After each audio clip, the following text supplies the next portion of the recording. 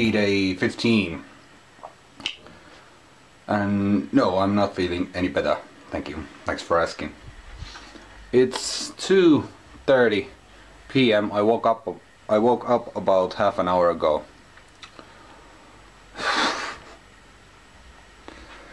And I don't know what I'm going to do today because it's already, 2:30. I was supposed to be out from bed 6 hours ago. So my day is pretty much gone. The thermoscan still tells me that fever numbers for this morning are 38.8 and weather condition looks like snowy. I was already thinking about skipping today's vlog because what I've done today, I've been in bed under 2 blankets with full clothes, just shivering, and I think this is a real flu. I mean, everything hurts. Ugh. But the good thing about being on a sick leave and being sick, not being able to move that much, is that I have had plenty of time to browse through the wonderful world of internet. And I came across with this, I think it's the current internet trend or something like that. Fans of Justin Bieber are slashing and cutting themselves because they want to show their support for their idol, and they also want him to stop smoking marijuana. And yes, I've seen the pictures about that mysterious joint. And that's something that usually happens in metal scene. I mean, you've probably seen that video where guy carves Slayer in his arm and then lights it on fire. And well, but Justin Bieber fans,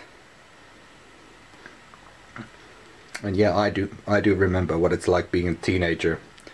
You're living everything with passion, not by, well, common sense is the wrong word, but you'll get the idea.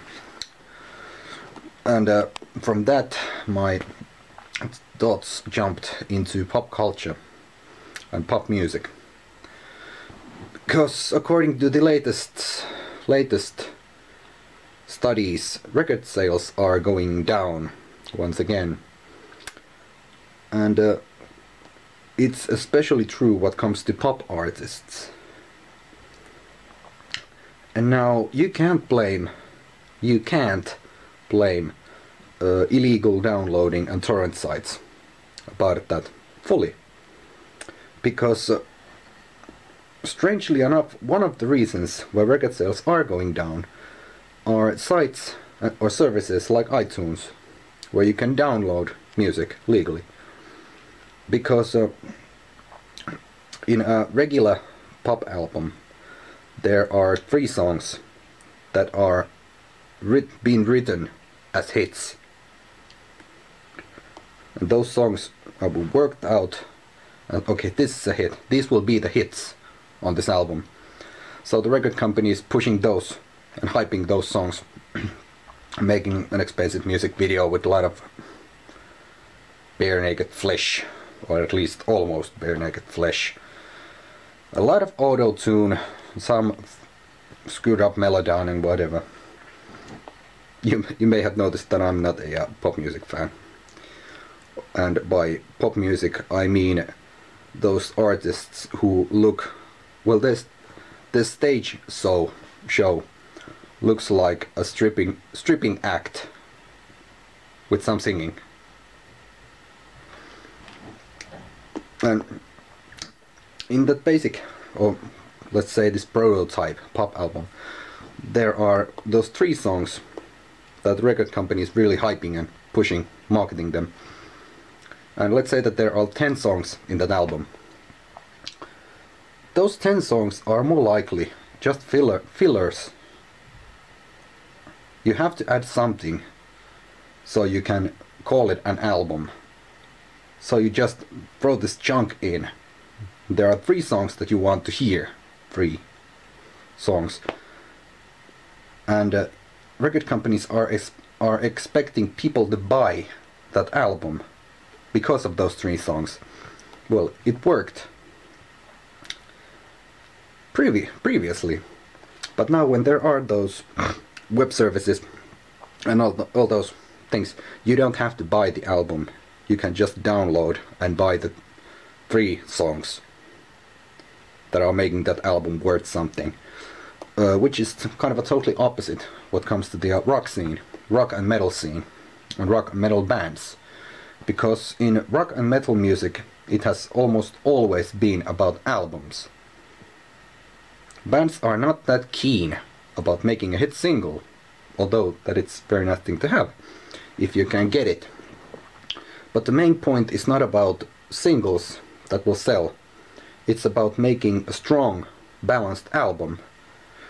And you can listen to records like Black Album by Metallica or Hysteria by Def Leppard.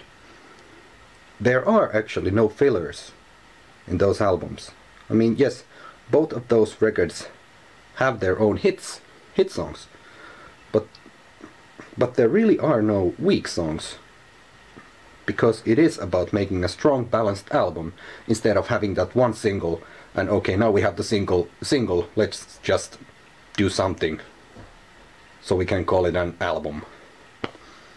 Well, maybe I'm wrong, but that's just an opinion. And there's one other thing. There is a difference, again in my opinion. There is a difference between an artist and an entertainer. But the funny thing is that the same person can be both. Which leads us to my kind of favorite quote, this kind of musician's wisdom. That when you're writing and when you're in the studio, you're an artist. When you're on stage, you're an entertainer. If you want to kind of split it in two, but there obviously are many different levels. There are artists who are considering them as artists, even if they are on stage.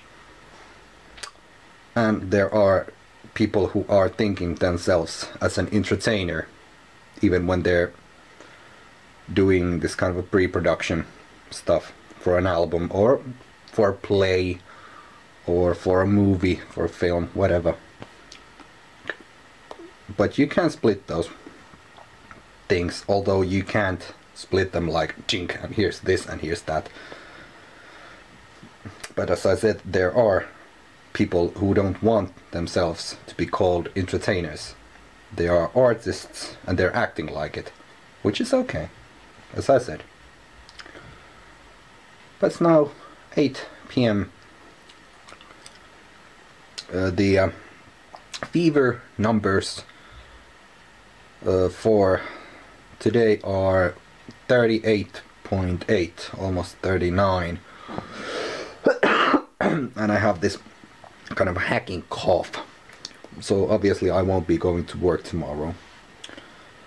And I'm probably also going to, or I'm forced to skip the Two Wolves rehearsals that are on Thursday.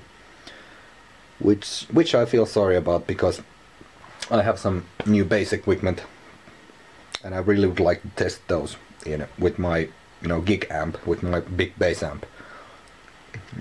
But I think that'll have to wait.